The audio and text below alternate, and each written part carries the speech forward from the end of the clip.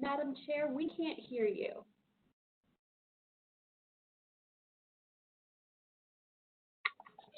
I've let her know. Elizabeth, can you do a sound check and see if there's anything on your end?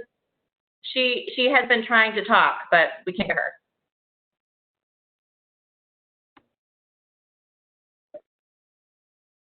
I'm looking now, but it doesn't look like there's anything I can do on my end. My best suggestion for Lillian or anybody else that may be experiencing any issues with connecting their audio is to hover your screen underneath that slide I have pulled up, and there's a button that looks like 3 dots. If you click it, it says more options, and then there's an option there that says audio connection, and it should say you're connected however you're using.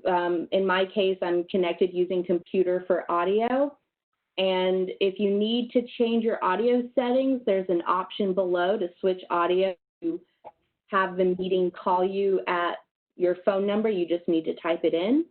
Or you can click the gear button and test your microphone. You may need to switch from using system setting microphone to internal microphone.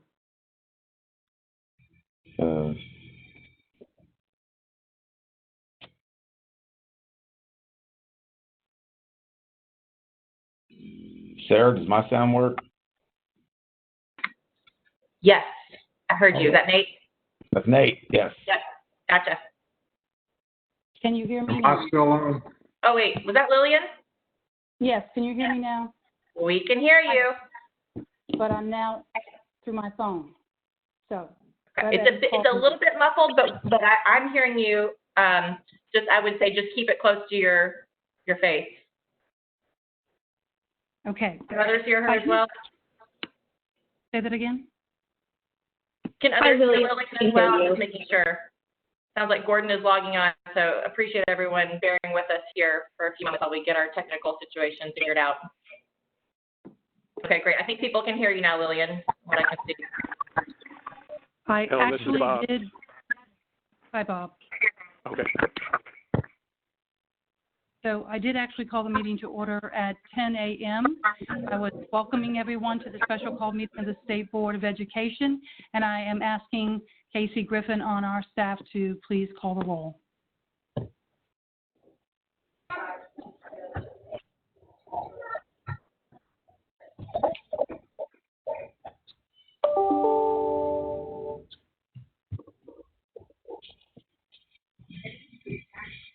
Can Casey hear me to call the roll? Because I'm not hearing him. I know Casey's on. Casey, can you hear us?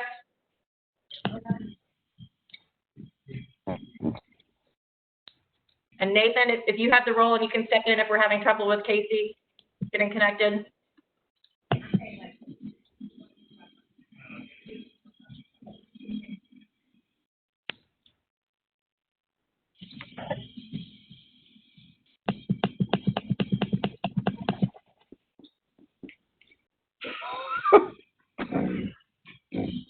Just when I thought we were getting all of this down. Sorry, everyone. I know. I agree. Well, we certainly appreciate everyone's patience, so please bear with us. Casey is now on mute. Nathan, can you hear us, and can you attempt to do the roll call?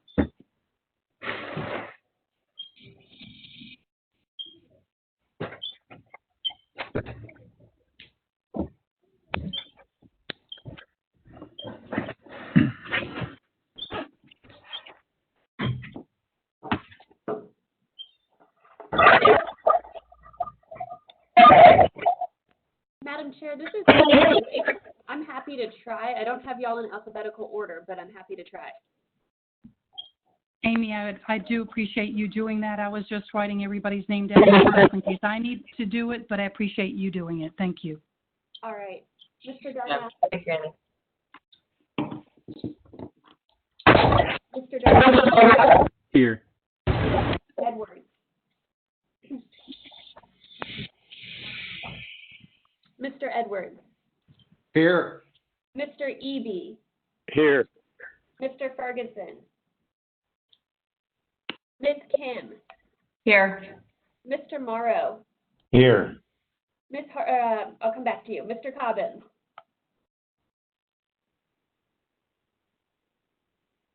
Mr. Cobbins, He's on mute. he's waving at me. Okay. Here. There goes, Mr. Jensen, Mr. Kraus, Mr. Kraus, I see him. I do too. Madam Chair Hartgrove. Here. Madam Chair, you have 7 voting members present. Thank you, Ms. Owen. We have a quorum present and we are duly convened. I now call on Dr. Sarah Morrison, the Executive Director for the State Board of Education, for opening remarks. Dr. Morrison. Thank you, Madam Chair. I'll be very brief, and my first reminder is just everyone to please now stay on mute as much as possible unless you're speaking, because we are having some technical challenges as we've seen here, and I think that will help our audio situation. So appreciate everyone here with us. Also just want to welcome everyone and thank you for participating in today's special called meeting. You know, we anticipated at the start of the spring when this pandemic hit that we would need to come together quite regularly as a state board over the coming months, and that has proven to be true.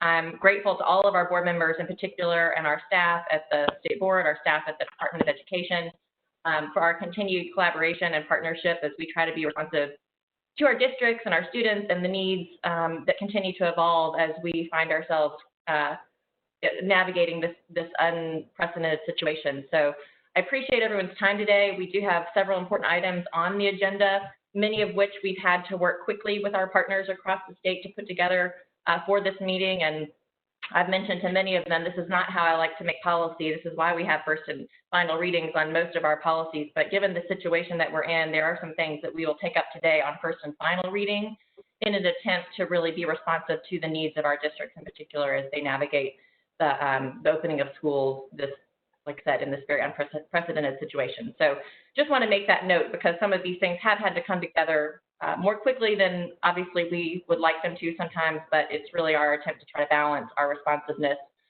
with the needs of our schools across the state. So look forward to the conversation today. Encourage everyone to the extent you're able to continue to discuss and participate as the items come up.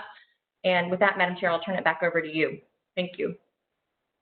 Thank you, Dr. Morrison. Those are important pieces of information to share with everyone before we get started. And I do want to let everyone know that we will hear a department update from Commissioner Schwinn after we take all of the votes. So now we'll go ahead and move into receiving the statement of necessity read by Ms. Angie Sanders. Ms. Sanders? Yes, Madam Chair, thank you. My name is Angie, General Counsel for the State Board of Education. Pursuant to Tennessee Code Annotated Section 844-103, the Tennessee State Board of Education submits this determination of necessity for a special call board meeting will be at 10 a.m. on August 17, 2020. Due to the time-sensitive nature of many of the items on the board's agenda, as well as current restrictions on in-person gatherings related to COVID-19, it has been determined that this meeting should be conducted electronically to ensure the board can carry out its business in a safe, transparent way that avoids creating large gatherings of people. Notice of this meeting was posted on the State Board of Education's website on the agenda and instructions for the public to access the WebEx. With that, I'll turn it back over to you. Thank you, Ms. Sanders. Moving into the agenda, we need to have a motion to approve the consent agenda. Is there a motion to approve? Bob Eby, so moves. Mr. Eby provides the motion. Is there a second? Second, Nate Morrow. Nate Morrow provides the second. Mr. Griffin, would you please call the roll if you can? If not, Amy will turn to you. Mr. Cobbins. Mr. Cobbins. Mr. Darnell. Aye. Mr. Eby. Aye. Mr. Edwards. Aye. Mr. Ferguson. Mr. Jensen? Ms. Kim? Aye. Mr. Morrow? Aye. Madam Chairman? Aye. Madam Chairman, you have 7 ayes. Thank you. The ayes have it, and the consent agenda is approved. Moving into action items on first reading. Item 3A, and I will issue the reminder for each of the presenters to please state your name and title for the record. Item 3A, textbook and instructional materials waiver permanent rule. All right, thank you, Madam Chair. This is Amy Owen, Director of Policy and Research for the State Board, presenting this rule on first reading. In the June meeting of the General Assembly, they passed legislation that became Public Chapter 770. This public chapter addressed the State Textbook and Instructional Materials Commission and made several changes with regard to how that body functions. In addition, it transitioned authority for approving district requests for waivers to use materials that are not on the state-approved list from the Department of Education to the State Board. In other words, if an LEA, for some unique reason of its school system, wants to use textbooks or instructional materials that are not on the state-approved list as developed by the Textbook and Instructional Materials Commission, they will now need to make application for doing so to the State Board, and you all will be able to consider those at your regular meetings. The legislation also allows us to seek assistance from the Department of Education in developing this process. This item on first reading proposes a set of rules to establish what the board's process will be, what information we need from LEAs, how we'll go about reviewing these, what might be the basis for approving or denying requests, that kind of thing to stand up our process here. In developing this first reading item, we've worked closely with the Department of Education to identify steps from their existing process that we wanted to adopt. We also reached out to the School Superintendent's Organization and the School Boards Association to see from them what had worked well in the past and what we might consider revising moving forward. There's a complementary item on final reading establishing emergency rules that are exactly identical to this set of rules. This responsibility transitioned to the State Board effective August 1st. Therefore, we need a way to review any applications LEAs may make before this permanent rule is fully promulgated. For this permanent rule, we will have a rulemaking hearing, and we will make edits as necessary and bring to you on final reading in November. With that, I'm happy to take questions you may have. Are there questions for Ms. Owen? Madam Chair, Bob Eby. Mr. Eby? Yeah, seems to me if you look at the factors affecting the waiver decision, there's about 5 or 6 factors that the State Board considers, not limited to those, but it lists 6 factors. I would think that we would want to, for the permanent rule, we don't need to for the emergency rule because it says you can consider other factors, but I would think we'd want to add a factor in there, sort of the history or the experience of the LEA that's asking for a waiver. If they have a history of asking for waivers every time, and then particularly if their performance isn't that high, I think the State Board ought to consider that. So if it's okay with the board, I would like to ask for the final reading for the staff. I came up with some words, something like prior experience of the LEA seeking waivers in general and their performance history when granted these waivers, particularly if they have a history of regularly asking for waivers, something like that I would think would be good to put in there. Great. Thank you, Mr. Eby. Staff are happy to take that recommendation before final reading, and if you'd like to email that to us directly, we can work on that wording. Be happy to. Thanks, Amy. Any other questions or comments from board members?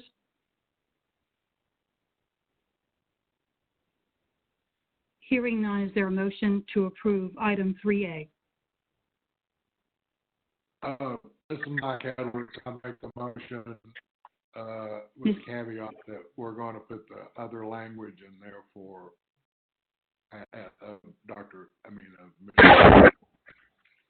Mr. Edwards makes the motion. We did not do an amendment. We're just asking for the staff to consider adding that language. So the motion is to approve unless we're going to, okay. Is there a second? Daryl Cobbins.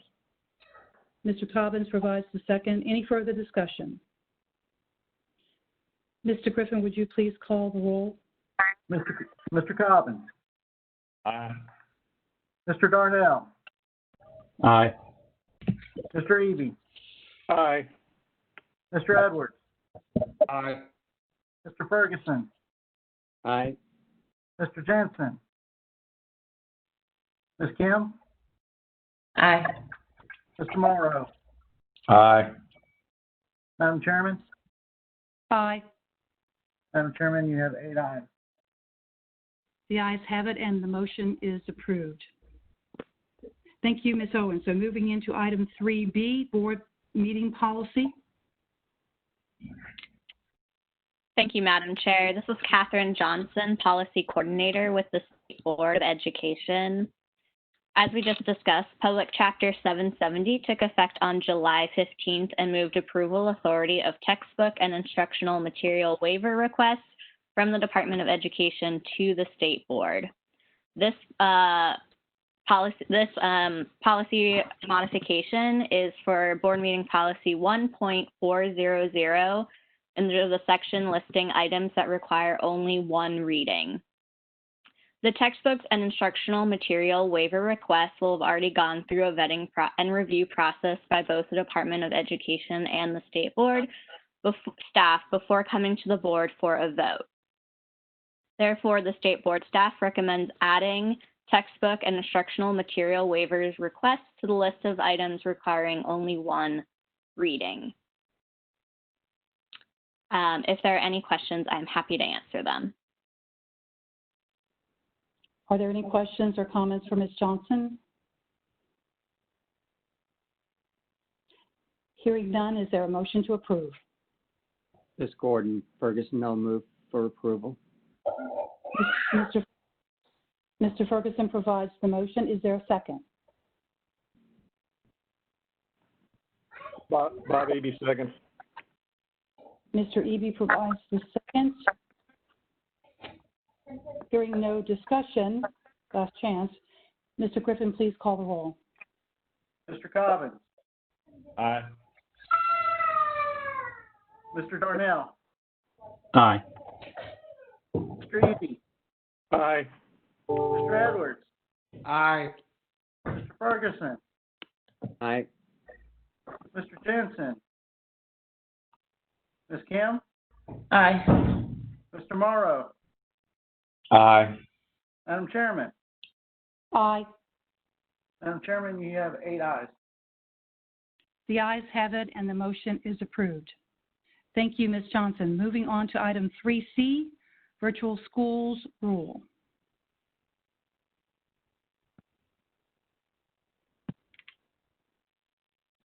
I believe that's supposed to be presented by Mr. Robert Ludden. Actually, Madam Chair, this is Christy Ballard. I will be presenting this item, if that's okay. Yes, it is. Thank you, Ms. Ballard. I am Christy Ballard, General Counsel for the Department of Education. And before you today is an item that will be making a revision to the virtual school rule. So along with some clarifications and cleanup to ensure districts are properly monitoring their virtual schools and programs, the department is proposing changes to the rule with regard to class size standards for virtual schools and programs. To give you a little background on this, the department staff and state board staff have been hearing from many districts about their struggles to comply with class size requirements and have enough properly credentialed teachers for virtual learning when implementing CLPs as well. So even with the waiver of the class size averages that this board has allowed, they are still struggling. So as I think Dr. Morrison stated very well, I think we're all faced with decisions we would prefer not to have to make, and every waiver and rule revision to address COVID-19 issues for districts we consider really must be part of a balancing act, balancing the district's needs for flexibility and our duty to maintain standards that have been thoughtfully set by the General Assembly and this board. So we must weigh our duty to maintain those high standards for kids. I think it's also important to note we are really trying to not overburden teachers, but at the same time provide flexibility to districts to assist them in operating during these very extraordinary and tough times. So to address this issue, the department is proposing a revision to the current virtual school rule that will go along with a revision to the emergency CLP rule we will be discussing a bit later in the meeting. So more specifically, the revision extends the flexibility that is already included in the current rule regarding class size requirements for public virtual schools.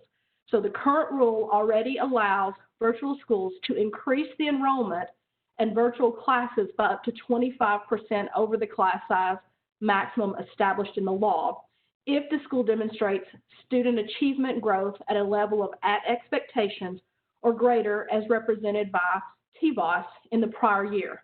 Of course, this provision in its current form is not applicable to new virtual schools or to districts providing remote instruction through a CLP. And of course, there was no Tvas last year, so it's really not applicable. So that is one of the things we are trying to address. So therefore, the revision will provide that for the 2020-21 school year only, that condition of having to have specific Tvas scores will be removed. And we will also, this rule clarifies that remote instruction provided pursuant to an approved CLP shall be considered a virtual education program under the law. These changes complement the revisions that we are also proposing to make to the State Board CLP rule on final reading that will be discussed in a moment. So basically what this does is it takes a current provision in the rule, removes the condition for this one school year only. This applies only to remote learning, but we also added some very important additional language. So if you exercise the option of extending the class size maximum by up to 25% for virtual or remote learning, you also have to continue to comply with the class size and caseload requirements for special education as defined in State Board Policy 3.206. And here's some very important language. Public virtual schools shall review individual teachers' student caseloads and are strongly encouraged to consult with the teacher when determining class size and student caseloads to ensure that teachers can meet the needs of students, including students with disabilities, as determined by the IDEA and Section 504 of the Rehabilitation Act of '73, and any student's individualized education program. So by putting this language here, we are strongly urging districts, when exercising this flexibility, to work one-on-one with teachers, consult with them to ensure that teachers' overall caseloads are not so large that they can't implement all those IEPs and 504 plans and any other special attention that they need to provide to certain students. And we know that these decisions have to be made on a case-by-case basis depending on teacher individual caseloads. So that's why we put that language in there specifically to remind districts of that. And I know that they're going to be very thoughtful. We've talked to a lot of districts who have requested this flexibility, and they have assured us that they would only utilize it when it was absolutely necessary. And I think part of the problem is the fact that the vast majority of districts are opening in person with remote option for families who choose it. So in many of these districts, enrollment numbers in each of the models continue to change as parents decide to add or remove students to or from the remote option. So this is causing, issues with regard to having enough properly licensed teachers and having small enough classes so that they can maintain social distancing in those in-person classes. So with that explanation, I will turn it over to the board and happy to answer any questions. Well, first I do want to say, and I hope you all can still hear me, I appreciate the excellent explanation you provided to the revisions, the work that's been done to certainly consult with the people in the field, educators, as well as some of the organizations that are very closely aligned with us and with the district leadership. So thank you so much. Great explanation for the changes that are before us. Are there comments or questions from any of the board members? Further clarity needed? Madam Chair, this is Nick Darnell. Yes, Mr. Darnell.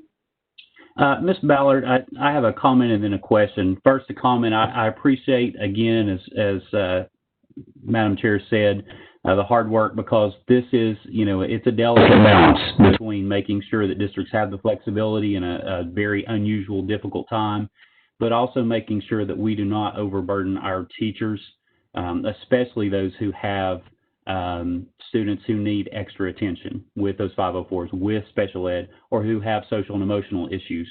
And so all that to be said, can you give us what would be if a district decides to use this in an online setting, what could be the top numbers per class? Do you have those, or do you know those numbers? I do know that the highest class size maximum would be at the high school level, and I believe that's 35.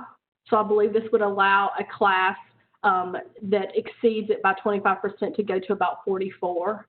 So I think that would be the largest class size that you could see exercised with this rule revision. Of course, that doesn't mean that every class has to be that, and we want them, school districts, to work with teachers on overall caseload of an individual teacher to ensure so that they can meet their obligations under the state and federal law as well. So, but I think that's the highest you. And with that 25%, of course, if we're looking at a kindergarten classroom or, kindergarten first and second, we're looking at a much smaller increase, correct? Absolutely, absolutely. Because I know, in that setting, generally your younger students need much more individualized instruction. So, so we're looking at low 40s would be the highest in the secondary grades. Yes. All right. Thank you. Are there other questions or comments? Madam Chair, Bob Eby. Yes, Mr. Eby. I've got a comment and a couple of questions.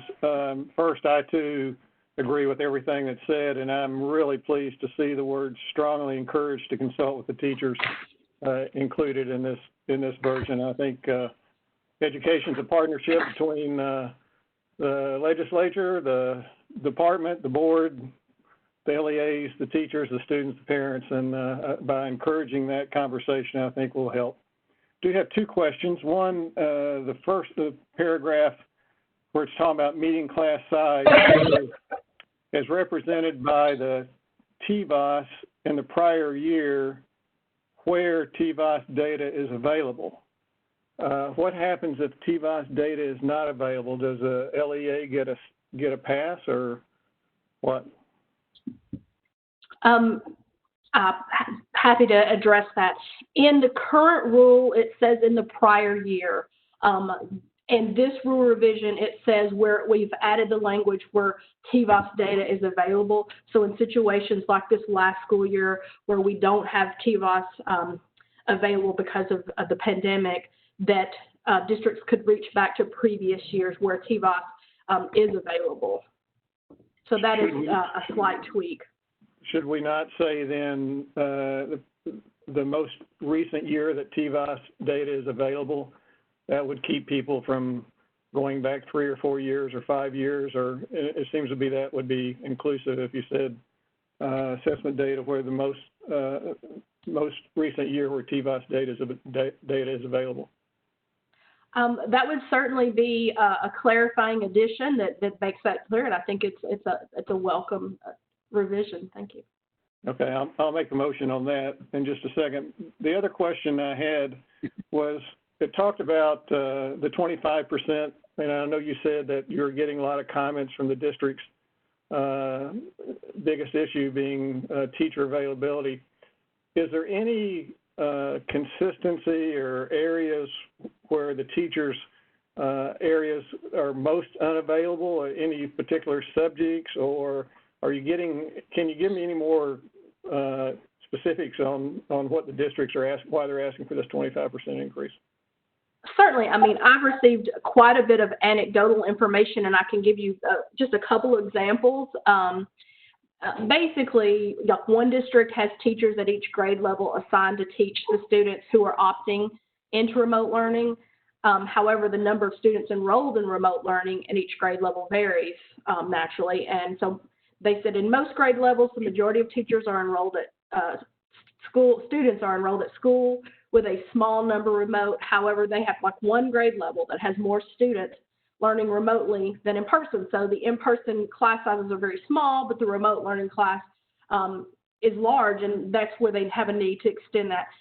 One district said specifically 7th grade class has 42 remote learners. This is a good example. Because of maximum class size, the district will have to transfer 7 of these students to other classes. The only option is to add them to the in-person instruction. So the teacher would have to try to teach a small number of students remotely and the majority of her class in person, while other students get full attention from the teacher in the remote environment. They said basically being able to have 42 instead of 35 students in the remote option would allow these students to have the same experience as their peers. And small districts like this one that gave me this example, they don't have the ability or resources to simply hire another teacher always. And a lot of them are saying that even if they had the resources, there are just not enough teachers available. So what I'm hearing is they have the option to either maintain class size standards and have lots of classes and then struggle finding properly credentialed teachers to teach those classes, or have slightly larger classes but ensure that all students have access to that highly qualified, properly credentialed teacher. And of course, we think that's the most important thing is to have access to that highly qualified teacher. Another district in that same situation said they had 31 third grade students over the 25 max opting for remote learning. So they're looking into a similar option to have the in-person teachers work with those 6 students after school, whereas if they could add them to the distance learning class, they would be able to have the same experience as their peers. Other districts have said, you know, they're really trying hard to maintain social distancing in the in-person classes. So to do that, they have to have those in-person classes be smaller. So if they have to pull an in-person teacher to virtual learning just to accommodate a few students, they risk not being able to adequately social distance in their in-person settings with those overcrowded classrooms. So there are just dozens of examples that are just like that. And they're really struggling to have properly credentialed teachers in those classes. Thank you. That's very, very helpful. Appreciate it, Ms. Ballard.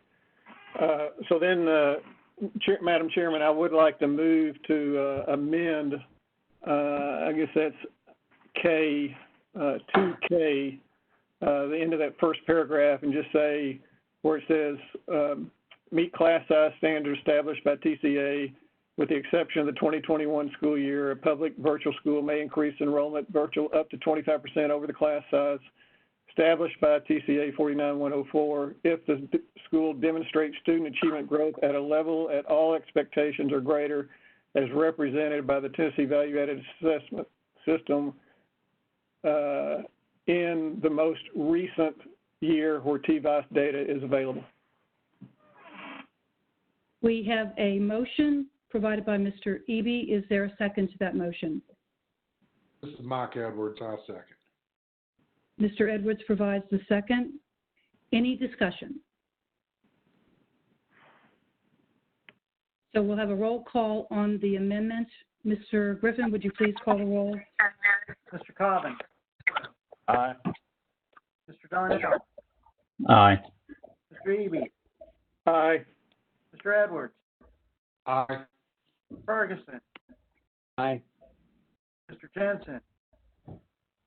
Ms. Kemp. Aye. Mr. Morrow. Aye. Aye. Chairman. Aye. Madam Aye. Chairman, you have 8 ayes. The ayes have it, and the motion to approve the amendment is approved. Further discussion or comments? I do want to call on Angie Sanders. Angie's been typing some clarifications, but I think in order to have that for the record, I would like her to speak to what she's been sharing with us during the chat.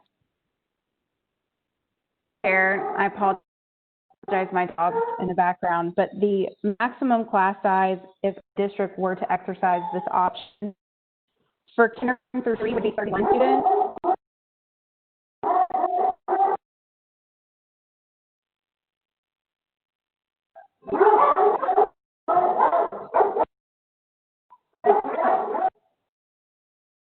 Madam Chair, this is Amy Owen. Would you like me to read that on the record? Would you please? Thank you. Yes, happy to. For K through 3, that would be 31 students. Grades 4 through 6 would be 37, and grades 7 through 12 would be 43. Excellent, thank you. Are there other questions or comments for Ms. Ballard before we take the vote?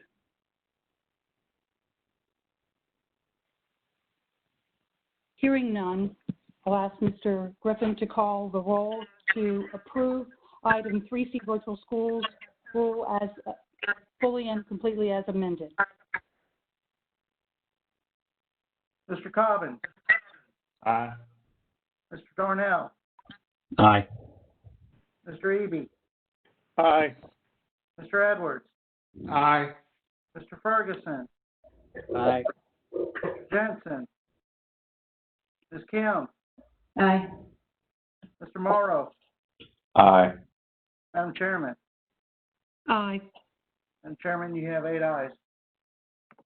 The ayes Madam have it and Chairman? the motion is approved. Yes. Who's speaking?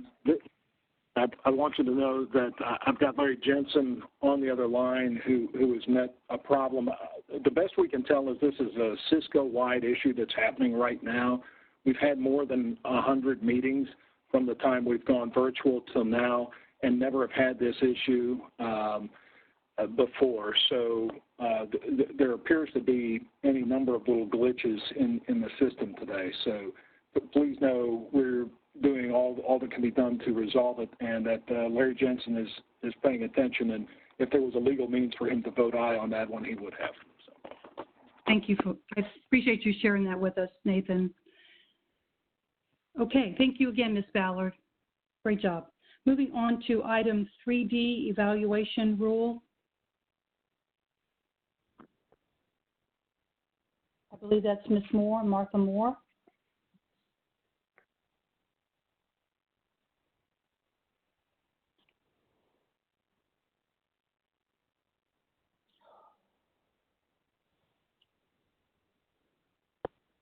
Two requires that the State Board of Education adopt policies governing the evaluation of teachers, principals, assistant principals, supervisors, and directors.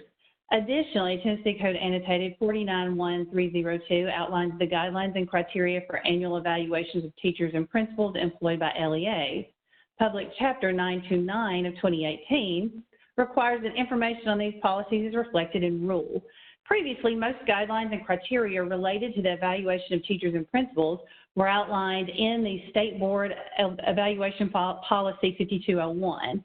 To comply with PC 929, this item proposes revisions to the Evaluation Rule 0520, 0201 to include guidelines and criteria related to the educator evaluation, related to educator evaluation that until now have been only included in Policy 5.201. Evaluation Policy 5.201 will continue to further define the rule and provide additional context regarding the evaluation requirements. Additionally, this item has no financial impact on any LEA. Our recommendation is the acceptance of this item on first reading. The State Board staff concurs with this recommendation, and if there are any questions, I will be happy to answer. Are there any questions or comments for Ms. Moore? Madam Chair, this is Nick Darnell. Yes, Mr. Darnell. Ms. Moore, just to clarify, are we just simply moving all of this from policy to rule? Have there been any changes or new information that's been included, any updates? We are simply moving the information that's been in policy to rule for clarification and protection of the third parties that are involved. Okay, so no changes. Correct. Thank you. Madam Chair, Bob Eby. Yes, Mr. Eby. I have one question. It's probably my lack of knowledge. Under evaluation components 02, 01, 03, item number B, it says all classroom teachers and non-instructional licensed staff other than school administrators. I think this is who spend at least 50% of their time on administrative duties. I got it. Never mind. I think it's been corrected. No question. Sorry. Thank you. Other questions or comments? Hearing none. This is Nick Darnell. I so move. Mr. Darnell provides the motion. Is there a second? Ms. Gordon Ferguson, a second. Mr. Ferguson provides a second. Any other discussion? Ms. Griffin, would you please call the roll? Mr. Cobbins. Aye. Mr. Darnell. Aye. Mr. Eby. Aye. Mr. Edwards. Aye. Mr. Ferguson. Aye. Mr. Jensen. Ms. Kim. Aye. Mr. Morrow. Mr. Morrow. Madam Chairman. Aye. Madam Chairman, you have 7 ayes. The ayes have it and the motion is approved. Thank you very much, Ms. Moore. Moving on to our action items on final reading. 4A, textbook and instructional materials, waivers, and emergency rule. Thank you, Madam Chair. This is Amy Owen again with the State Board. As discussed on first reading, we have an identical copy of those rules to establish a waiver process for the State Board to review textbook and instructional materials waiver requests submitted by LEAs. This item is an emergency rule which will go into effect as soon as it is reviewed by the Attorney General and posted on the Secretary of State's website. It will remain in effect for 180 days, during which time we will be promulgating the permanent version of the rule so that we always have a method by which LEAs can request these waivers. That's pretty much it for this one. The rule is just the same as what you voted on for first reading. It is just a means to establish it more quickly. As I mentioned, this responsibility transitioned to the State Board on August 1st, and so we want to have a way to handle these requests as soon as possible in order to best serve our LEAs. Excellent. Any questions or comments for Ms. Owen? Hearing none, is there a motion to approve item 4A? Ms. Gordon Ferguson, I'll move for approval. Mr. Ferguson provides the motion. Is there a second? Second, Bob. Cobbins. Was that you, Mr. Cobbins? It was kind of muffled. Mr. Cobbins, was that you? Yes, ma'am. Yes, ma'am. Mr. Cobbins provides the second. Mr. Griffin, would you please call the roll? Mr. Cobbins. Aye. Mr. Darnell. Aye. Mr. Eby. Aye. Mr. Edwards. Aye. Ferguson. Aye. Mr. Jensen. Aye. Ms. Kim. Aye. Mr. Morrow. Mr. Morrow. Yeah. Madam Chairman. Aye. Madam Chairman, I counted 9 ayes. I don't think that's possible. Are we missing someone? There should be 8 ayes. Nonetheless, the ayes have it and the motion is approved. Moving on to item 4B, requirements for the 2019-20 and 2021 school year as a result of COVID-19 health emergency rule. This is Angie Sanders, General Counsel of the State Board. Hopefully move to a quiet location in my house where my dogs will not be interrupting us. This rule is also proposed on first and final reading pursuant to Public Chapter 770 of 2020, which, as Amy discussed, provides the board with authority to promulgate emergency rules necessary to effectuate that act, which effective August 1st, 2020, and provides the board the ability to approve or deny waiver requests from LEAs that wish to use text instructional materials that are not on the state-approved adoption list. This emergency rule is narrowly tailored to set forth the process for LEAs to receive a waiver for the use of these unapproved materials only in the 2020-21 school year, and only if those textbook instructional materials are utilized for remote instruction pursuant to an approved continuous learning plan. So this is a very narrow rule specifically for how an LEA would receive a waiver for remote instruction and the use of unapproved materials during this school year. The rule states these waivers will be granted if LEA meets certain conditions. One, the to use these textbooks and instructional materials for remote instruction in 2021 school year. Two, the LEA has addressed in its continuous learning plan how that LEA plans to use the textbooks or instructional materials and how they will address any areas of misalignment to ensure comprehensive coverage of the Tennessee academic standards. And three, the LEA is implementing these textbooks or instructional materials pursuant to a continuous learning plan that has been approved by the department. Again, any waiver granted pursuant to this rule will only be good for the 20 school year. Any LEA seeking to use unapproved textbooks or instructional materials besides remote instruction in 2020-21 would have to submit a waiver request under the rule that you all just approved that Amy discussed with you.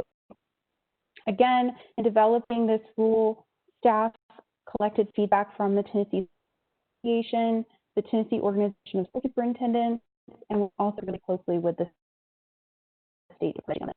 With that, we're having questions. Are there any questions or comments for Ms. Sanders? I have one just for clarification, especially because we're dealing with emergency rules due to the pandemic. If there are any of those instructional materials that are they're not approved today, if there is a desire to push for those to be added to a list that the textbook commission would review, would it be incumbent upon the vendor itself to promote their book to the textbook commission, or does the LEA or anyone in the district have the authority to, I don't want to say petition, but certainly urge the commission to approve materials or to at least assess them to determine if they would go on a permanent list of approved materials? Do you have the answer to that? So, Chair, I do not know what the process is for the textbook commission to take up additional materials that are outside the normal adoption cycle. But I think that certainly that's something we can reach out to the commission to find out what the process looks like and if they allow for something like that to happen. I know, Nate and Nathan, if you have any additional knowledge to their process.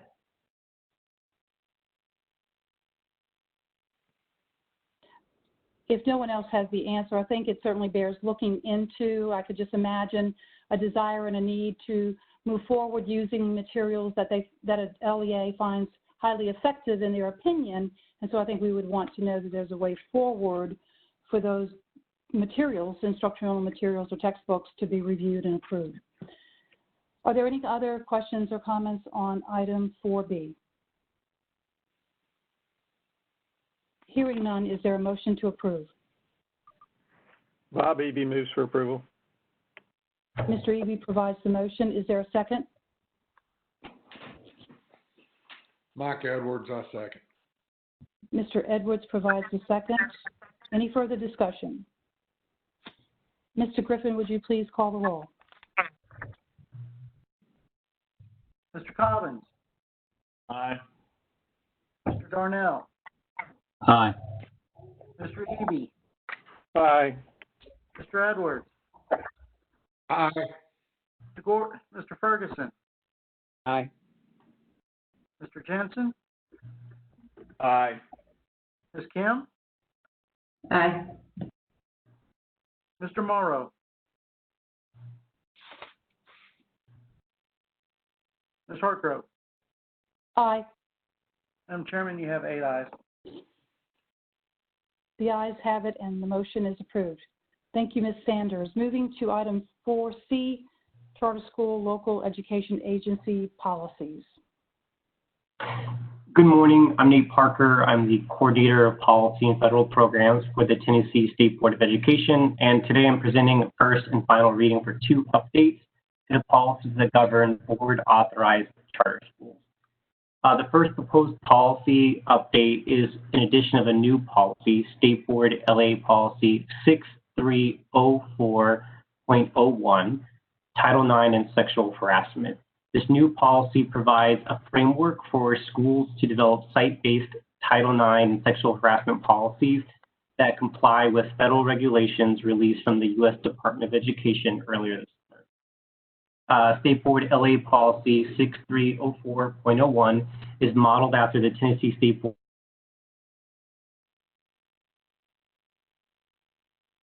policy, and if approved for our individual compliance to our annual school policy review process and by sharing additional resources from the TSBA. In addition, State Board Policy 6304, bullying, cyberbullying, discrimination, harassment, and hazing, has been updated to remove language that is now included in the new Title IX policy. Staff recommends approval of this item. We take any questions. Are there questions or comments for Mr. Parker?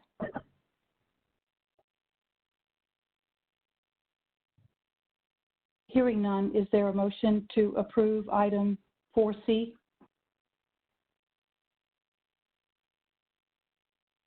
Gordon Ferguson, I'll move for approval. Mr. Ferguson provides the motion. Is there a second?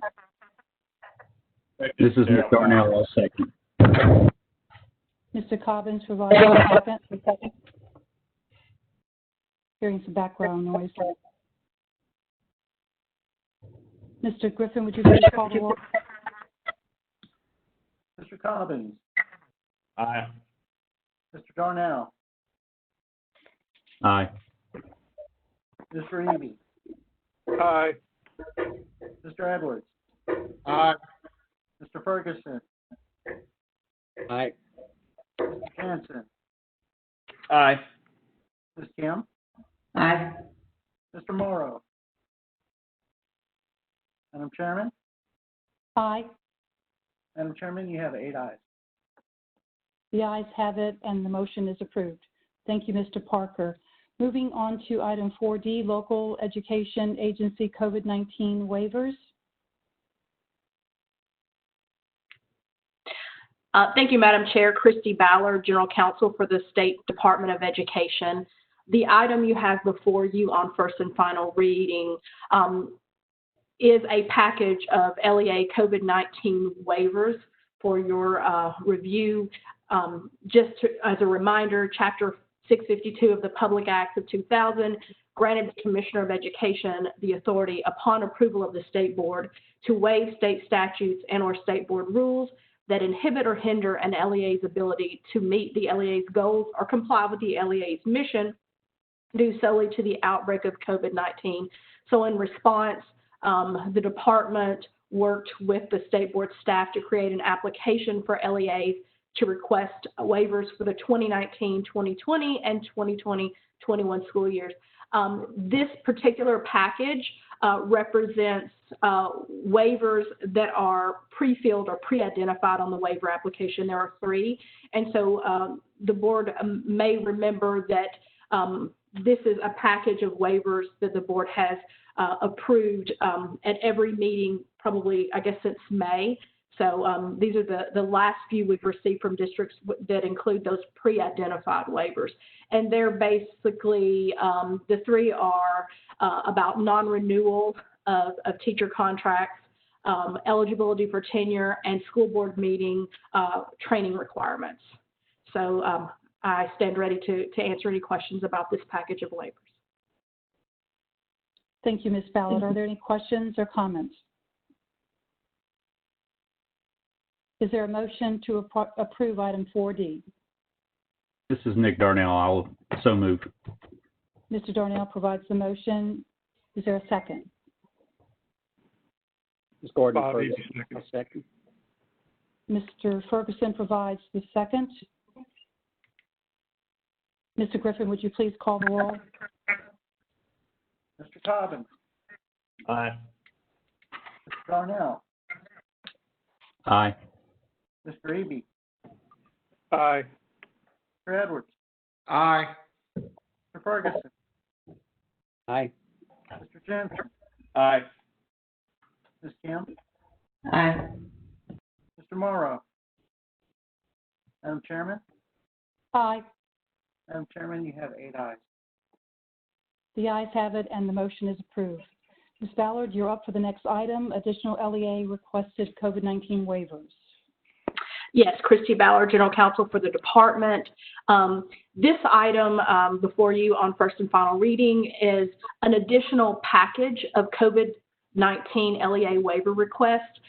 This package represents those waivers that are not pre-identified on the waiver application. So it's where districts check other and they fill in the law or state board rule that they wish to waive. You will note on the spreadsheet that the majority of the waiver requests before you were acted upon similarly at the last meeting. There are just a few that are new, and I would state that most of the ones that are new all are regarding waiver requests for either the licensure or endorsement requirements, and the department has recommended that denial of those based on the fact that we think, you know, as I stated earlier, one of the single most important things that in the classroom is that students have access to a highly qualified and properly licensed and endorsed teacher.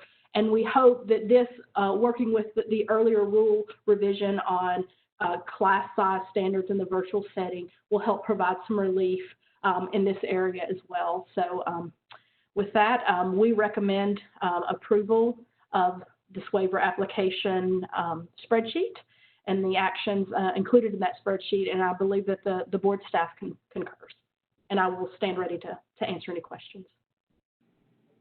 Thank you. Are there questions or comments from the board members regarding these waivers? Madam Chair, Bob Eby. Yes, Mr. Eby. Just one question. On all these that ask for waiver on the maximum class size, by increasing the class size by 25% as we did, how many of those, do we know how many of those waiver requests would now go away, have gone away? That is a very good point. We have denied maximum class size waivers. A lot of them were about in-person as well as virtual classes, but a whole lot of them were based just wanting a waiver of the maximum class size in virtual settings.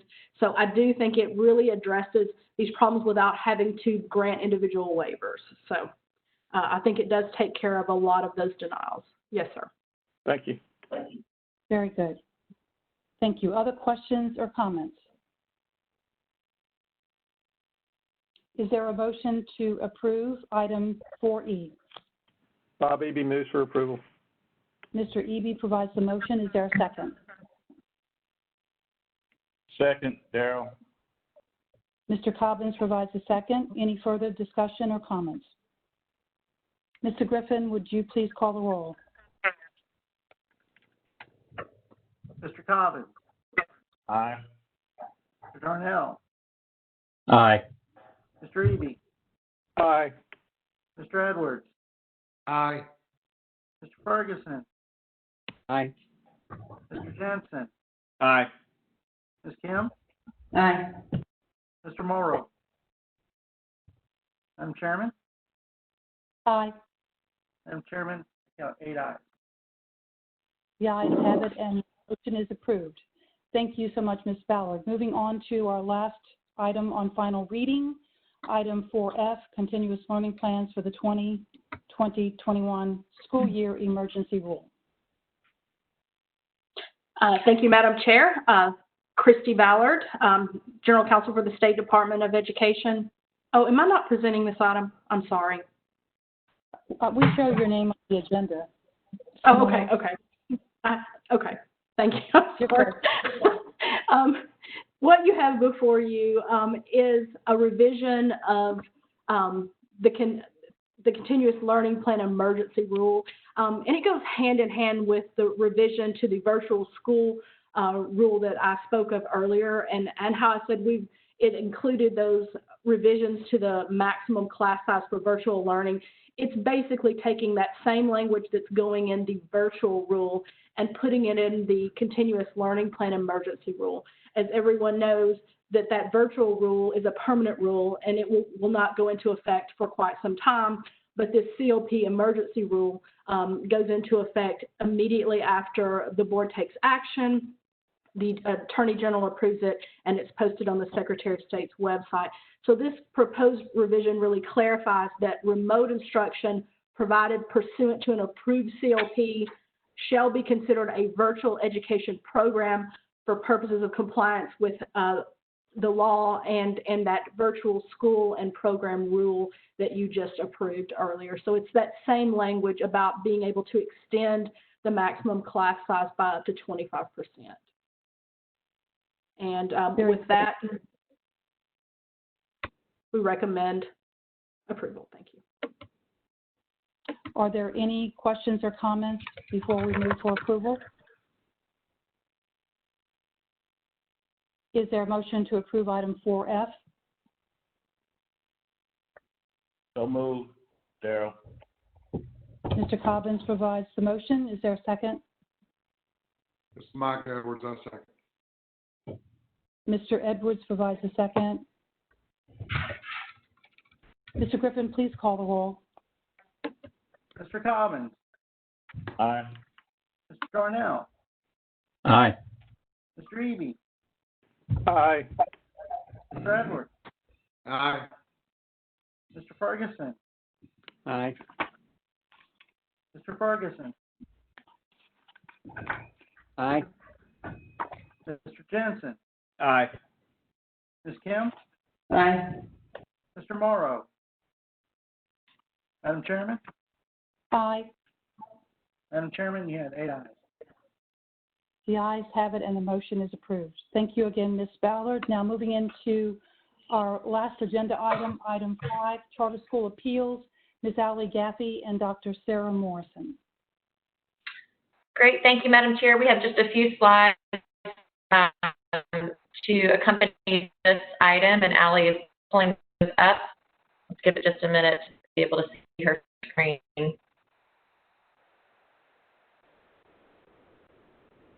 Great, can everyone see the slides pulling up here?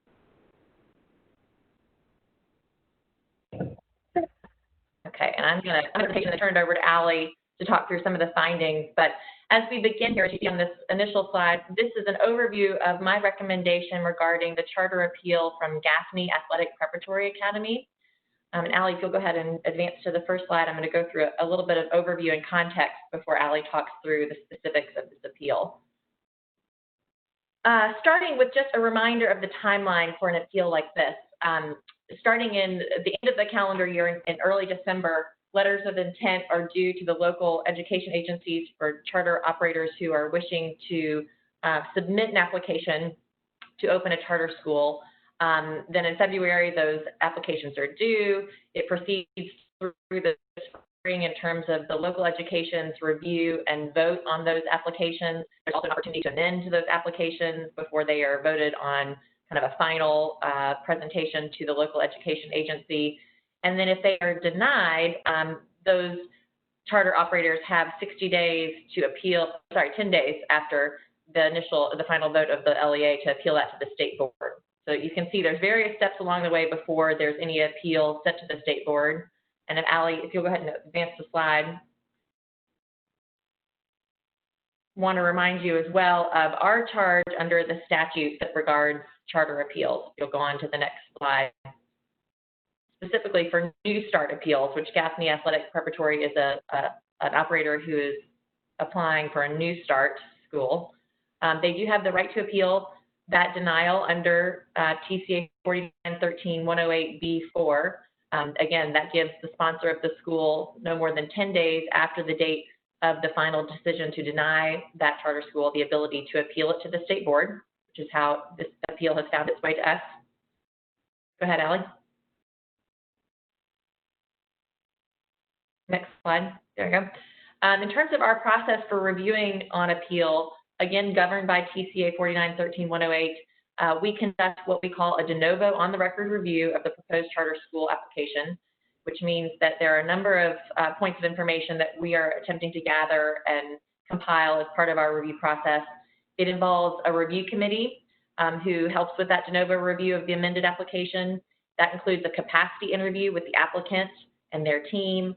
It also includes a public hearing in which I preside and collect additional public comment and information from both parties, the sponsor for the school and the local education agency who has voted to deny that applicant. And then together, all of that information compiles the full record and documentation that we review, both from the LEA's decision as well as any additional information that we've collected over the course of our review, and that all informs my recommendation to you all as a board upon appeal. Next slide, please. Here's just a quick flow chart. Again, under our current statute that governs the state board's appeals, once we receive that appeal and present our recommendations to the board, we also need to understand whether or not, based on our vote at our meeting like today, whether that appeal will go back to the LEA or will be part of the state board's network. The deciding point there is whether the LEA in which the operator seeks to locate has a priority school on the current or preceding list. And if they do, then our decision will mean that we become the authorizer. If they do not, which is the case in the Gaffney appeal today, then we would remand the school back to the LEA for approval. Next slide.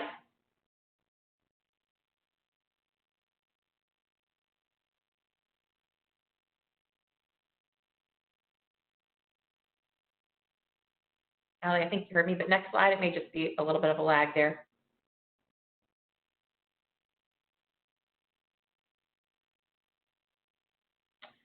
Finally, standard of review in terms of the decision before you today.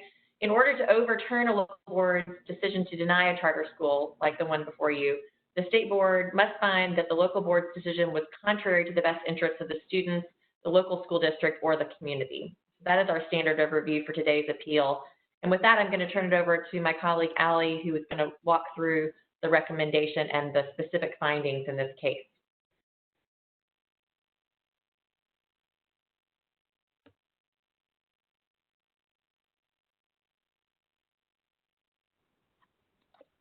I am not able to hear Allie. Can you all hear her? No, I can't. This is Bob. I can't either. I think you were muted there, Allie. It looks like you've unmuted now, so let's try again. Can you hear me? Yes. Yes? Okay, great. Apologies. All right, so start with the recommendation, and then I'll walk through our reasons for denial, or our recommendation, rather. So the recommendation overall, based on our procedural history, findings of facts, and analysis of the issues, our executive director believes that the decision to deny the charter amendment petition was not contrary to the best interests of the students, the LEA, or the community, and therefore, the executive director recommends that the state board uphold the decision of Monroe County Schools to deny the application for Gaffney Athletic Preparatory Academy.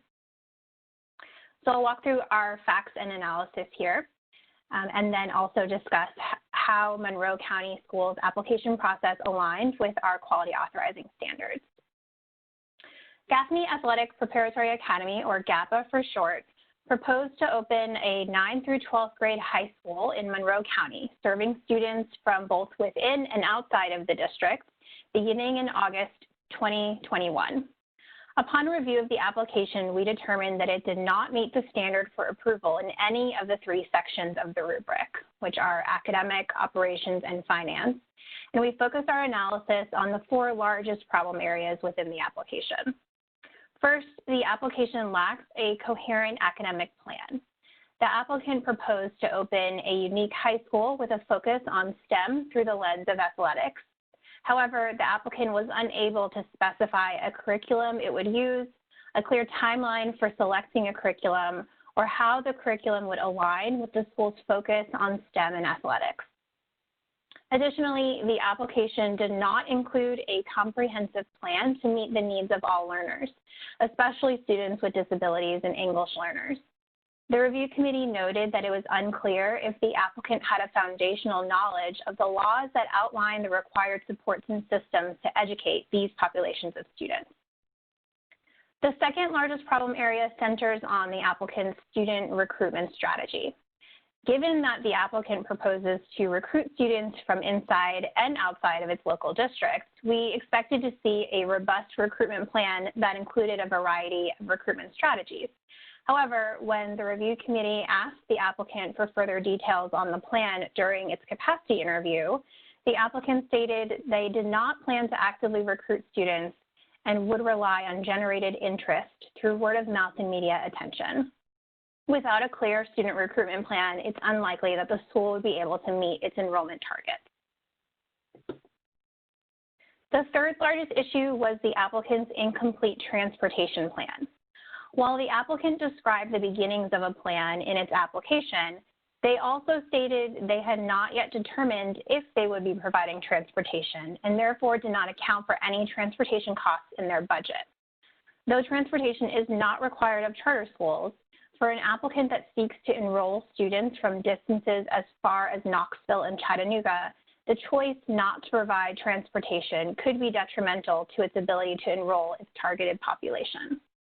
On the other hand, should the applicant choose to provide transportation, it would significantly impact its budget, and a contingency plan for the potential of these significant costs was not provided.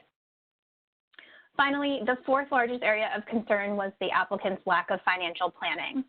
The applicant underestimated costs, omitted essential budget line items, and provided a financial plan that was misaligned with several areas of the application's narrative. In addition, the applicant lacks a fundamental understanding of the BEP and did not provide a budget that reflected the varying BEP rates that it would receive for students enrolling from outside of the district, or a plan to manage this funding. So also as part of our appeal process, our staff reviews the local Board of Education's application processes to determine alignment with state board's quality authorizing standards. Based on a review of the record, we found that Monroe County Schools designed an application process that did align with several areas of our standards, including a fair, transparent, and rigorous process through the use of the state board's, or rather the state charter application and rubric, gathering a team of knowledgeable and competent evaluators to review the application, scheduling an in-person interview with the applicant, conducting the appropriate due diligence, and only granting charters to applicants that have met the standard in all areas of the approval criteria. Our staff did have one recommendation for Monroe County Schools should they conduct additional charter application reviews in the future. Upon reviewing the names and titles of those selected to serve as an evaluator, our staff noticed that all members of the local Board of Education were included.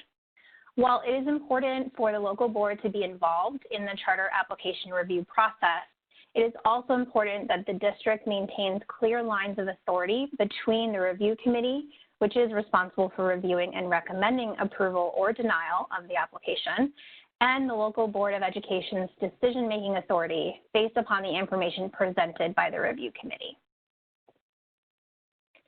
State Board Policy 2.500 allows a representative of the sponsor and/or of the local Board of Education to submit a written comment in response to the Executive Director's findings and recommendation.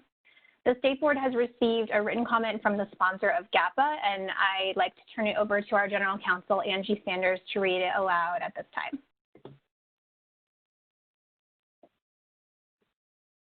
Thanks, Allie.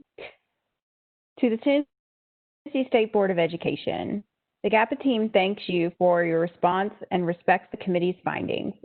Our opinion of many of the is that the committee has not understood what GAPA is hoping to accomplish for the state of Tennessee and its citizens. We feel that many of the decisions have been made in advance and not take into account the nature of what we understand to be the first year, building out of to ensure efficiency in the spending of public dollars, as well as to provide exceptional services to a vastly underserved population. First, upon approval of the school's charter application, GAPA would have a year of planning to finalize various aspects for the sports enthusiast success. Again, team education is an approach that uses technology, engineering, athletics, mathematics, and science as a touchstone for inquiry, dialogue, and critical thinking. The team's curriculum will have been researched further and chosen during that time frame. Although we don't have the detailed concept, we have a theoretical construct upon which we will be able to fine-tune the details of the curriculum during the year of development. Curricula change constantly, and more so during election years. While GAPA understands the board's concern of choosing the STEM curriculum after the universal screening, GAPA is willing to adjust this decision earlier in the planning phase. Also, although PowerSchool is a student information system, PowerSchool has added an assessment module similar to that of Mastery and GradeCam as a part of their system, which would allow GAPA to monitor student performance and guide instruction. In addition, GAPA understands that the board's concern over the lack of exceptional ed and EL staffing. Therefore, GAPA does not concur with the board's finding, and as mentioned in section 2.4, will hire licensed exceptional education and EL staff and will amend the year one budget to reflect such. GAPA's market is focused on the sports enthusiast, heretofore not well researched. Our intention is to completely understand this unique, underserved, and misunderstood market, linking their needs and wants with the existing understandings and theoretical constructs of teams and other curricula and exceed those needs. GAPA's sole focus and mission is to guide that whole segment of young people with interest in the economy of athletics and guide them to wholesome, productive, and uplifting lives and careers, rather than leaving a number of enthusiasts, and that number is not negligible, on the side of the road.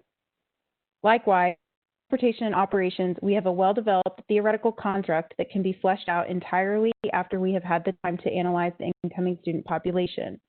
To be able to make such detailed plans without such study is impossible in this human realm. As it is at present, each county has to collect data and make new transportation and operational plans each individual year, if not each individual semester. To clarify the BEP rate understanding, the GAPA team only looked at information from Shelby County because they have numerous charter schools. However, all funding BEP rate numbers came from Monroe County's BEP rate. We do not take into consideration the students from outside Monroe County would come with the BEP rate from their respective district. However, now that we have gained that understanding, the budget can be adjusted accordingly. Again, we do not know where all students will come from, therefore we used Monroe County's BEP lower than all surrounding counties. For now, it's our opinion that Monroe County has looked for reasons to say no rather than reasons to say yes. Given Monroe County schools' lack of performance evaluation and college admission rates, and performance of 2 of the 3 high schools in Monroe County are deficient, it would seem they would be anxious to try a new model rather than rely on old, non-functioning models. With support from peer leaders, Fortune 500 companies, local state officials, that the decision being rendered here is directly the cost of the pupil, the district, and community. Your education, Gaffney Athletic Preparatory Academy. I'll turn it back over to you, Allie. Thank you. Thank you, Angie. So in summary, after reviewing all the facts and analyzing the evidence provided, the executive director's recommendation is as follows. The application did not meet the standard for approval in the academic, operational, or financial sections of the state rubric. Therefore, the executive director recommends that the state board uphold the decision of Monroe County Schools to deny the application of Gaffney Athletic Preparatory Academy. And with that, I'll pause here and open it up for any discussion and questions from our members. Are there questions or comments from board members? Madam Chair, Bob Eby. Yes, Mr. Eby. A couple of comments and one question. First, let me say I sat in on the watched the hearing, and I think Dr. Morrison and her staff did an outstanding job in holding that, and I am in full agreement with the recommendation. One question I did have is, this is sort of a unique model. My understanding that they claim it's the first of the nation where they're going to go in and they would draw from other districts from Knoxville to Chattanooga. And Monroe County obviously had a lot of input in the decision, and they're, in the process. I mean, that's where they went to. But what's our model, or what's our process to allow the other districts, whether it be Knoxville, Oak Ridge, Chattanooga, to provide input into the discussion and questions? The executive director said the standard of review talks about what's best for the student, what's best for the LEA, and what's best for the community. Well, the LEA and the community for the outside Monroe County probably doesn't get to input, at least on a formal basis here. And so if this is the, quote, a first of a nation and maybe a model for the future, I'm not saying that there's a model right now, but maybe the wave of the future, I think we ought to think about how you involve those other districts that too would have their LEAs and communities impacted by a school that might be 30, 40, or 50 miles away. Just a thought. Thanks, Bob. I appreciate that comment, and we talked about this with you a little bit in preparation for today's meeting. As you've mentioned, we haven't had an application quite like this before who has proposed to draw so specifically from other surrounding counties. And I think two things. I mean, we would hope and expect that the operator would have some of those conversations with the districts that would be affected as preparation for their application. But I also think you raise a really important point for us as a staff moving forward, and for the Charter Commission who will take over this work in the future, to find a way to incorporate that kind of feedback as part of our review process should the need arise in the future. And Allie, I don't know if you have any more you want to say on that, but I do think it's an important point that you're raising. I absolutely agree. I think it's something moving forward that we should consider, particularly if we do receive additional applications that are similar to this, where they're intending to draw from multiple districts. Thank you. Other questions or comments?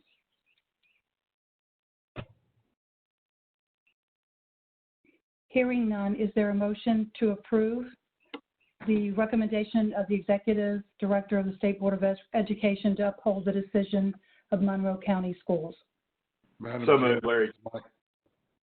Mr. Jensen provides the motion. Is there a second? Mr. Edwards provides the second. Any further discussion? Mr. Griffin, would you please call the roll? Mr. Cobbins. Mr. Cobbins.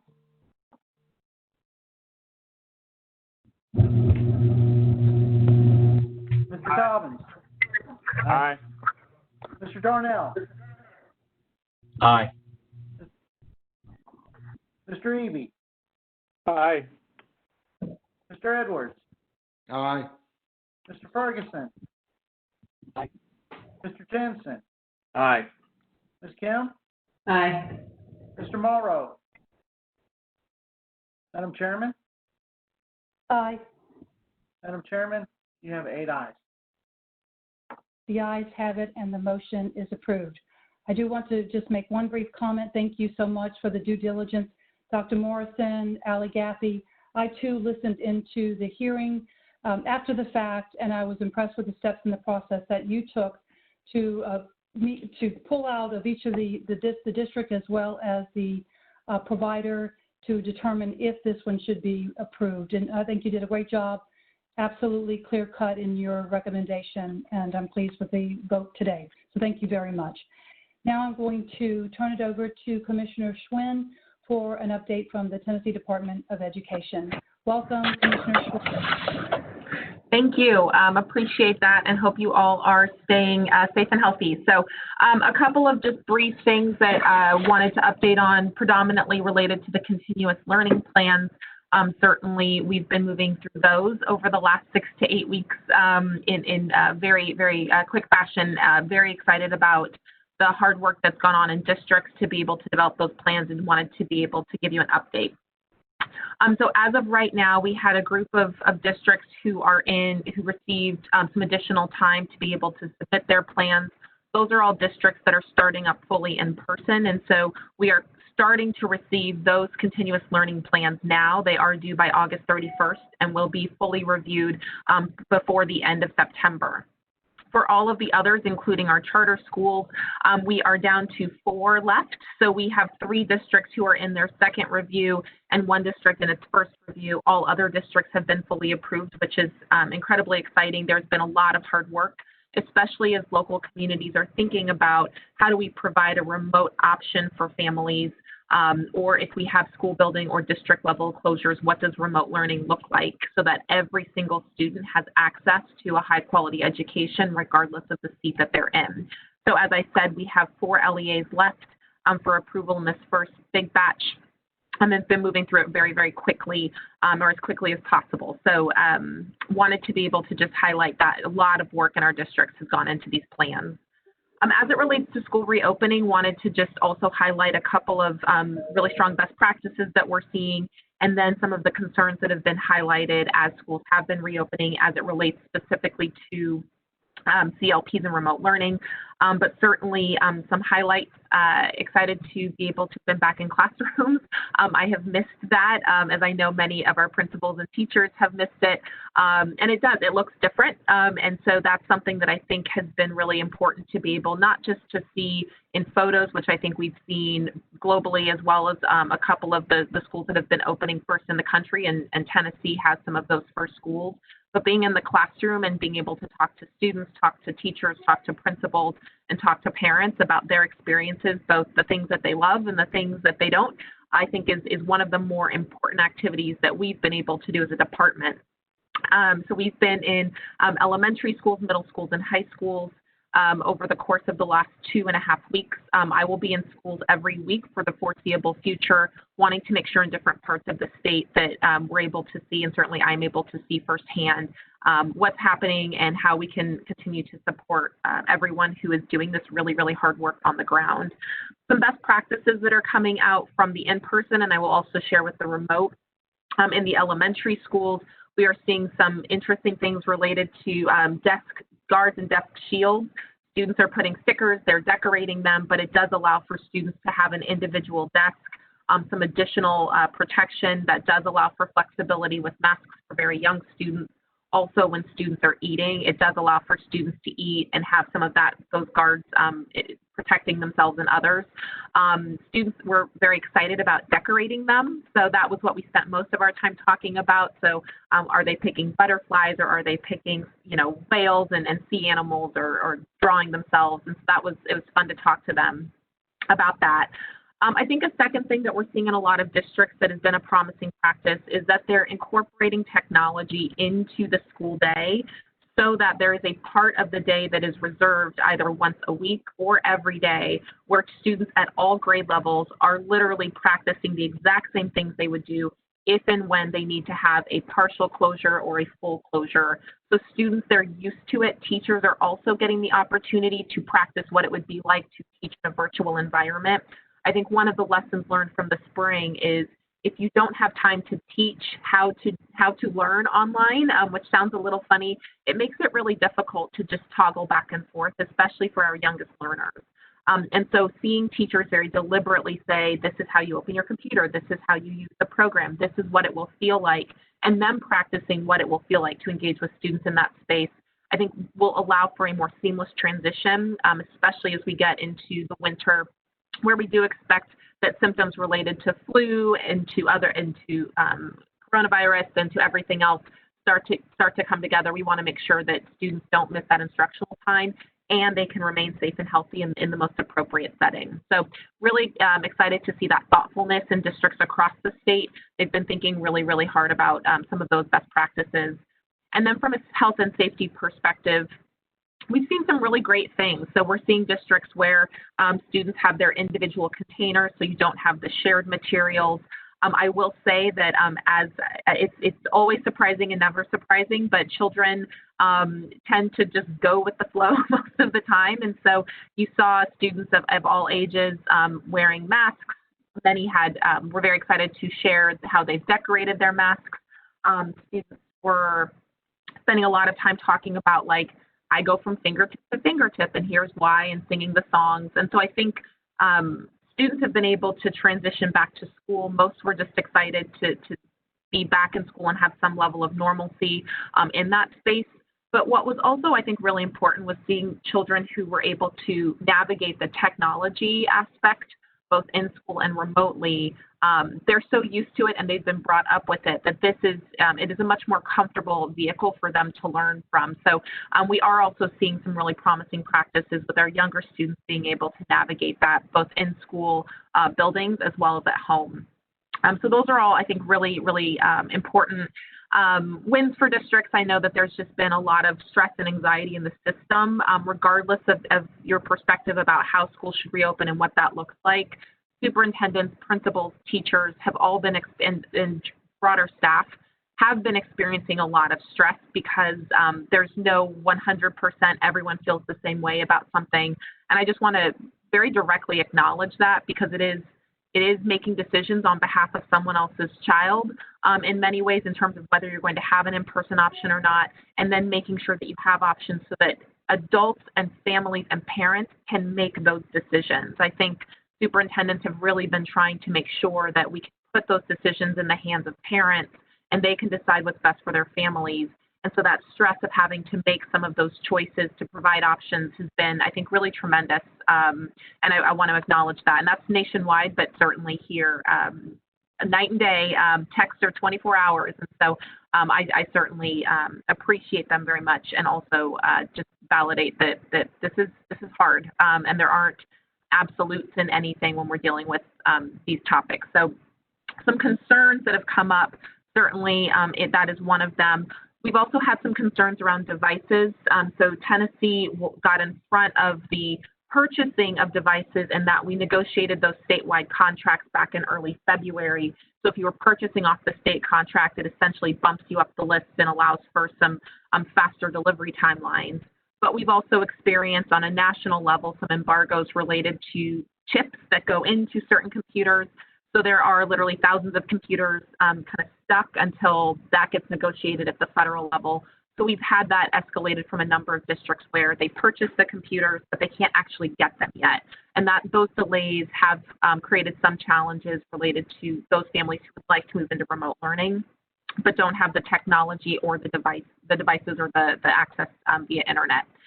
I think second is related to technology is security. As I said, kids are, they are very, very adept at using technology, which means they can navigate around a lot of different things. And so we're starting to hear just more concerns around making sure that all of the security protocols are in place, and that families really understand what that means, so that when students are online, they are accessing appropriate school content. And so we know that our districts are really targeting that, focusing in on that, and trying to make sure that they're providing communication to families. And then third is just around general health guidance. And I think as the virus continues to, information about the virus continues to change, our local districts are working very closely with their local health departments as they think about what that means for schools and communities. I'm doing the same, certainly, with my counterpart in health, Dr. Piercy. But I think all of us are experiencing that, again, that stress in the system around wanting to have all of the information that we have right now, and then 20 minutes later having an update. And so, again, we're trying to make sure that that is streamlined as much as possible.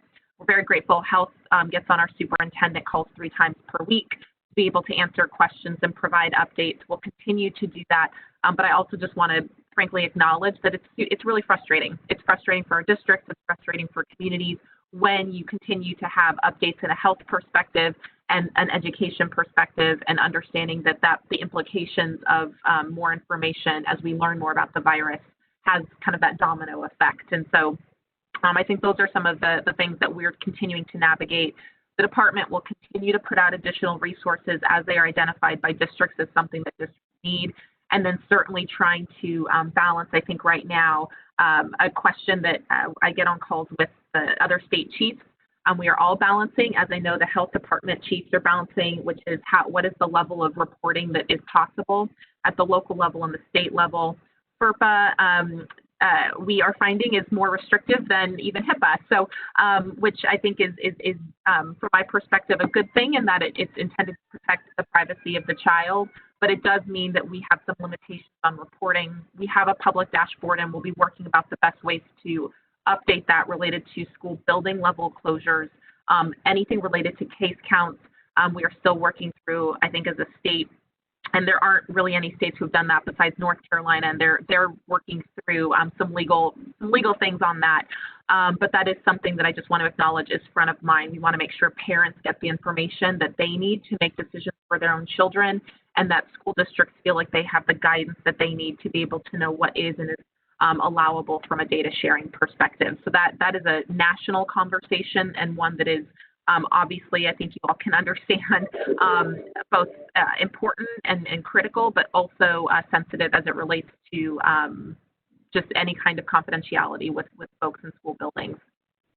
So those are the big things. I do want to just end my initial comments by saying that I think, again, when I look at some of the emails coming in from our districts, and I think some of the questions coming in, folks are being really thoughtful about the responsibility that they know that they have on something that none of us have been trained for or prepared for. A global pandemic was not something that you see usually in teacher prep or leader prep or any kind of superintendent prep. And so I just continue, especially as I see what's happening in different parts of the country, to be completely impressed and inspired and optimistic about the future of education in this state, because we have so many people who are really thinking about it holistically, weathering, I think, a lot of things that are coming at them, and really trying to make decisions that are about their local communities, their children, and their staff, and understanding that there are balances to all of that. And so I just want to commend everyone in our field who is on the ground and doing the really hard work.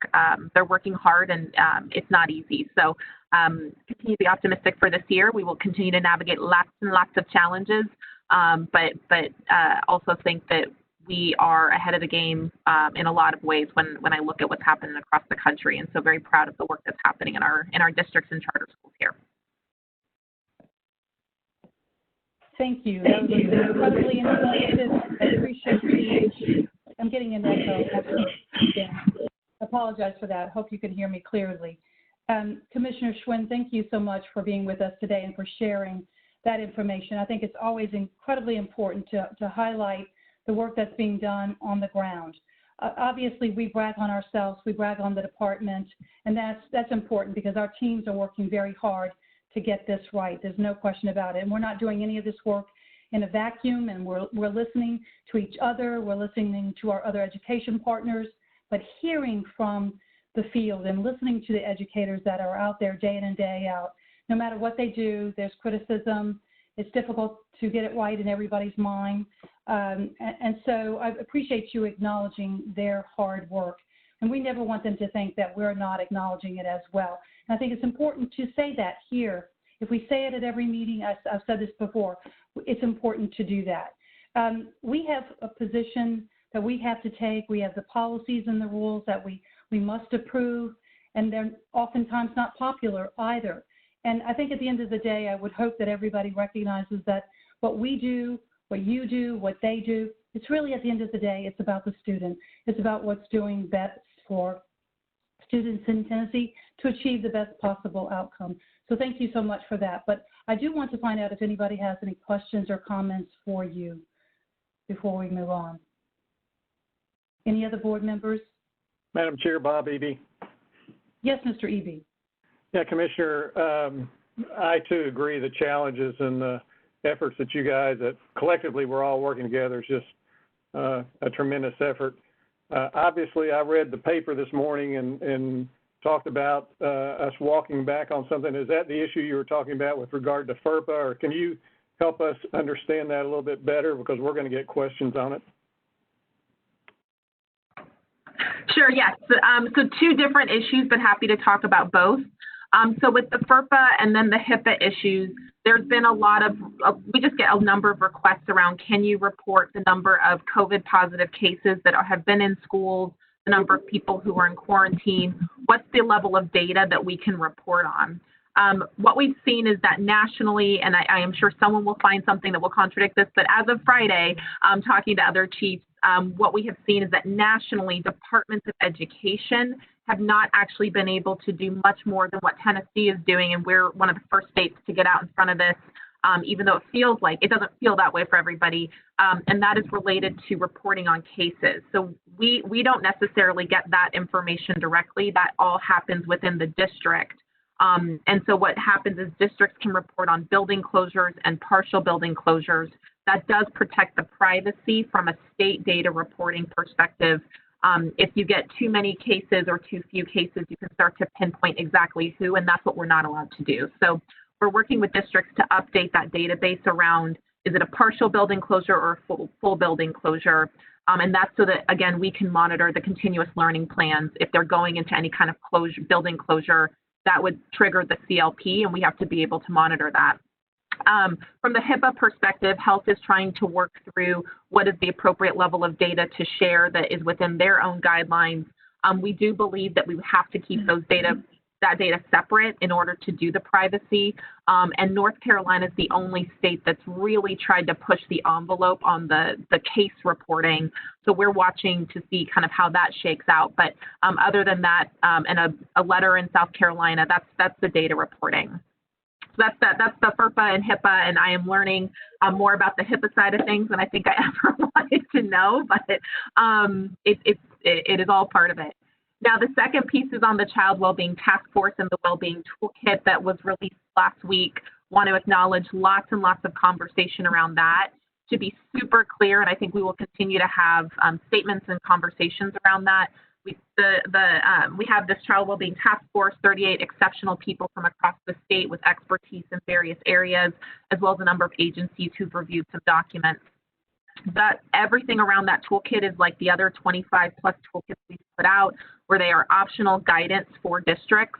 But frankly, what we are hearing is that typically when you're in a regular school year and not in a pandemic, if you have students who aren't showing up, et cetera, you have to figure out where they are to bring them back into school, or at least understand they've transferred, they've moved, et cetera. That's really hard when you have 20% of your students or your entire district that is remote. And we've heard from a number of districts where they have significantly more students who just aren't back in school. They haven't transferred. We haven't gotten reports of, you have to kind of report or request the child's file, and then it moves from school to school, whether that's private school or public school. We have a number of districts where they're just, the kids aren't there anymore. And so districts, especially those who are not large districts with a lot of staff, have said, what are some protocols we can put into place? The toolkit, the Child Wellbeing Task Force, and the department put together that toolkit that was out. I think got some really fair feedback about how it was received, related to, is this a requirement? Is this a program? Is this initiative? It's a Word doc, but it also is something where we don't want anyone to assume or to perceive that as something more than what it is. And so we've taken that down off the website. We've provided some clarification, and then we will update a document or a resource to make sure people are very clear that it is a tool to use. I think there was a report in the Tennessean. We have 2,000 kindergartners in Nashville that have not enrolled. We have 1,000 students in Sumner County, and so you multiply that across the state. We're feeling this at a national level. It is one of the responsibilities, whether we like it or not, in public education. I mean, we hear that from teachers all the time, and I think one of the things in this pandemic that's really being highlighted is when teachers say, I'm the teacher and the nurse and the social worker and the police officer and the nutrition worker and everything else, they're not just being hyperbolic. That is actually the role that public education plays for so many. I think that is a worthwhile conversation for all of us to have. But as a department, we do want to make sure that districts who don't have the capacity, that they were given some kind of resource, should they so choose to implement on the local level. But absolutely heard the feedback, absolutely do not want it to be interpreted in the way that I know so many people did, and certainly apologize for that. But we will do better and put a different toolkit up that is still optional, but still ensures that we fulfill our responsibilities to the children of the state. Thank you for that explanation. Yes, sir. Thank you. Other questions or comments? Commissioner, Chairman, this is Mike Edwards. Commissioner, Yes, how are Mike. you doing? I'm doing all right, sir. So this is going to sound ridiculous because we're in the middle of a pandemic, but at some point we're going to come out of the pandemic, and it's really hard to be clairvoyant and figure out when that's going to be. But we do know that we're having a lot of slippage in performance with kids and their abilities and what they gave up, not just in the normal summer slippage, but this whole thing is going to challenge a lot of kids. I think this is just more of a thought that we might want to be spending time for that day when we do come out of this nightmare to have figured out what we need to do as getting back to normal and getting kids brought back up as fast as possible. I agree and couldn't agree more with that because I think when we are having these conversations, and first want to say I would love to be able to take this maybe at the November meeting and talk through some of the things we've been thinking about and are continuing to get feedback on. But I think one of the important roles of the state, and that's the Department of Education, it is the state board, us partnering together, and the legislature, as well as obviously the administration, is saying districts have to think about what's in front of them right now and deal with that.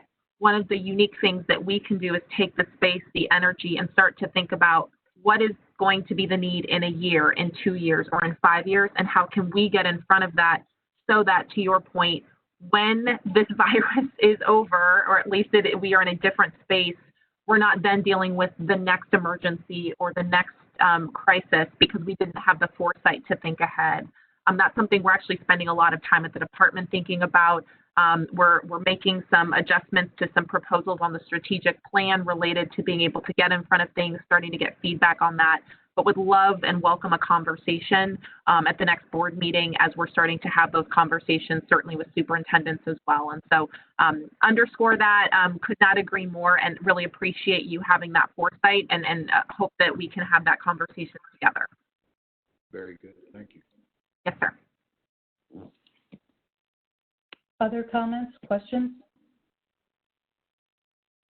Madam Chair, this is Sarah. We'll just make sure to continue conversations with the Commissioner and be sure to have that kind of conversation ongoing way. And the November meeting, as you noted, will be a good chance to come back to some of those longer term issues and just, you know, as you mentioned, Commissioner, some of the things that we're learning in real time that would support our districts and our students. And also just a note, Madam Chair, we do need to go back and revisit very briefly the waiver additional items. I think there was an issue there that Angie Sanders can flag for us and make sure we have corrected for the record before we conclude. Yes. Okay. Thank you. Thank you so much, Commissioner Schwinn. Great update, great discussion. And now we'll turn it over to Angie Sanders for clarification. You said it was on waivers. Which item? I believe it was the additional waivers. To look at the.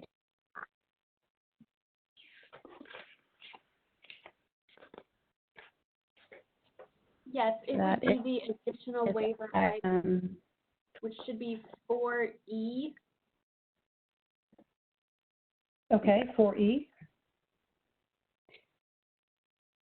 So I believe that the very last one on that spreadsheet, note that the waiver is for Athens City. It should actually be Union City. To make that correction on record that waiver. So it's not Athens City, it's Union City. Okay. That's correct, Chairman. Jack Powers can chime in here. Yes, thank you, Ms. Sanders, and thank you, Madam Chair. Can you all hear me? Yes. Excellent. So as Ms. Sanders said, there appears to be a small error on the bottom of the PDF that's posted publicly to the State Board's website. I'm assuming this happened between transcribing the spreadsheet that the department sent and creating this PDF, but at the very bottom where it says Athens City, it should say Union County. It appears that just the LEA name is incorrect. The waivers that are actually listed there at the bottom are those that were requested by Union County. So with that being said, Ms. Sanders, Mr. James, does this require us taking this vote over because of that omission or incorrect school listed?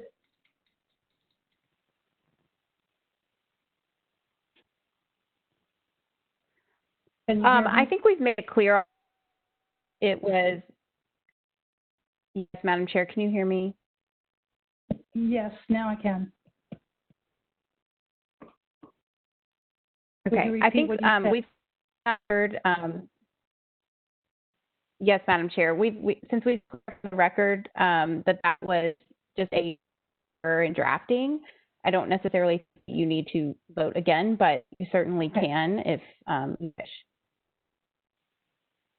I don't think it is necessary to vote again. I wanted to make sure that we were clear, and unless some board member objects to us just accepting the change, noting that it was a transferring error, Union City is the correct school district, I think we could move forward. Is there any objection?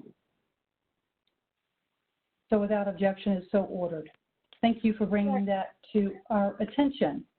Madam Chairman? Yes. This is yes. Amy Owen. You said Union City right there. I'm sorry. I'm afraid it's because it's an elect. The law specifically states that all votes will have to be taken by roll call. If we were in person, the without objection would be fine, but whether it's to authorize the change or to authorize staff to make the technical correction, we have to do a roll call since it's an electronic. Okay, so, and it's is it Union County? Angie? That is correct. That's what Jack at the department has notified Union County. Okay, so then we need a motion to approve item 4E with the notation of a change from Aspen to Union County as reported to us. Is there a motion to approve? This is Bob Beebe. I so move. We need to be sure, though, that we know exactly, it's on that last page because Athens City is also up at the very top of the first page. And so we got to maintain with Athens City. But I'll move that we make the change down on that last page to Union. Mr. Eby provides the motion. Is there a second? Second, Larry Jensen. Mr. Jensen provides the second. Mr. Griffin, would you please call the roll? Mr. Cummings. Aye. Mr. Darnell. Aye. Mr. Darnell. Mr. Eby. Aye. Mr. Edwards. Aye. Mr. Ferguson. Aye. Mr. Jensen. Aye. Ms. Kim. Aye. Mr. Morrow. Madam Chairman? Aye. Madam Chairman, you have 8 ayes. The ayes have it and the motion is approved. Thank you. Before we close out and adjourn, are there any other comments from any board members or Dr. Morrison? The next quarterly meeting of the board is November the 6th, and we will still make a determination where that meeting will be held. Without objection, we are adjourned, and thank you all so very much for your active participation. Have a great day. Thanks, everyone. Thank you.